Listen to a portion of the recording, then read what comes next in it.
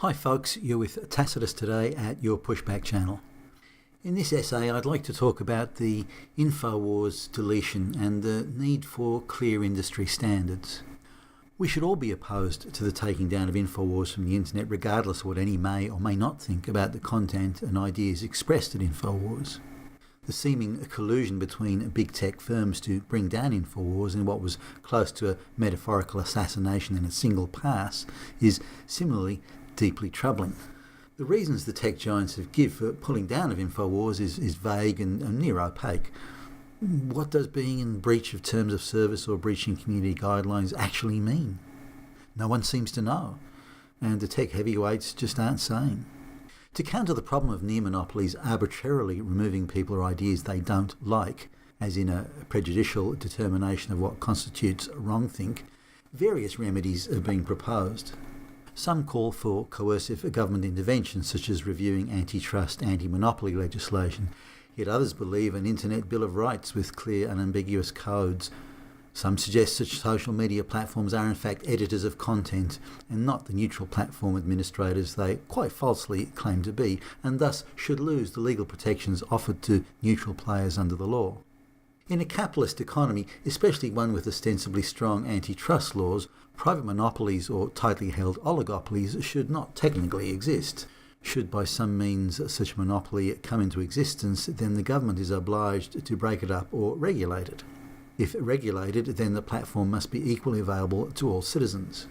Using the recent high-profile example of the baker and the gay wedding cake, had the baker been the only baker in town and for miles around, I believe he should be required to bake the cake or at least negotiate with the customer to find some middle ground on the adornments for the cake, if only because the customer has no place else to go in a monopoly.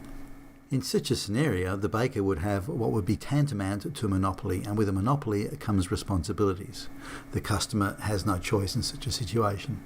However, if another baker is in business across the road or down on the corner and the customer has obvious and convenient alternatives, then the baker can and should have the right to refuse service. Similarly, the customer has a right to take their bucks to another baker and engage in a voluntary commercial transaction there. To add to the fairness equation, if the baker has acquired through his own time and effort ingenuity and unique cake adornment skills not found elsewhere in another baker, then those specific value-add skills should not be subject to legal coercion. That is, a monopoly baker should be required to sell the cake and basic vanilla design adornments, but no more beyond that. The internet tech giants have an effective monopoly, and in the case of taking down InfoWars, have displayed what many believe to be a cartel-like behaviour and are flouting the basic behavioural rules any competitive business must adhere to. When a customer fronts up, if they got the green, don't be mean. The government coercion approach as a solution has its attractions, but would it simply shift the battleground rather than end the silliness where zit-faced gender studies lesbian SJW punks taking time off from pink hat street marches and employed by the tech giants get to decide what stays and what goes from the platform?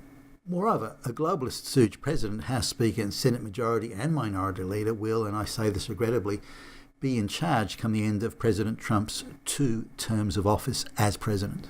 So do we really want to give them the legal keys to the information highway front door because they'll be able to cite precedent and then run amok? As much as they may seem like a good idea today to use the government, let's just be a little bit cautious on that. Perhaps another way is to force all major social media platforms to produce a completely transparent set of guidelines and terms of service for each ban, demonetising or deletion. In such cases, the tech giant must clearly and publicly show detailed cause for such action. Similarly, based on those same reasons or causes for banning, the tech giant must then delete or ban all other channels or content that breaches those same standards, and must do so within 24 hours or fully reinstate the wrongly banned channel. Moreover, the compensation should be paid to the banned channel or the creator of the wrongly banned video or material, and it should not exceed the actual monetisation value, and this should be paid to the creator or the channel within 30 days. This would force the tech giants to stop picking or taking politico-ideological sides in the public square debate. They are still free to take down InfoWars or whoever they want to take down. but they must also take down, for example, the Young Turks and any of the MSM outlets and a host of others they covertly wish to favour, so as to be completely uniform and completely impartial.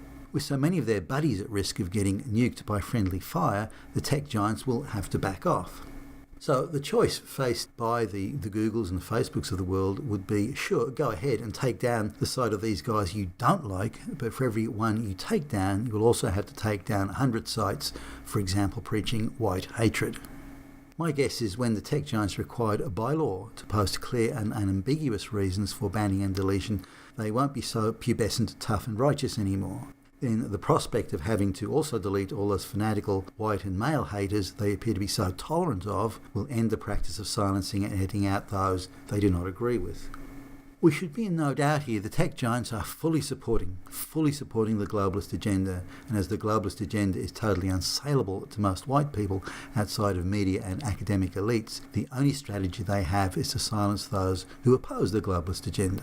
Keep in mind that the globalists cannot win the battle of ideas. In the end, they offer only racial replacement and a lower standard of living for the future and for your children and grandchildren.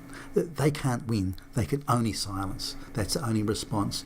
Now, at the end of this, we want a profitable, vibrant, successful internet sector and social media sector. We want that to stay intact. We don't want to cause harm here. We just want that fair and level playing field, which means the tech giants have to stop picking their friends and supporting their friends and putting everyone else off the internet. But let me know your thoughts below. This is Tacitus Today, and thank you for listening.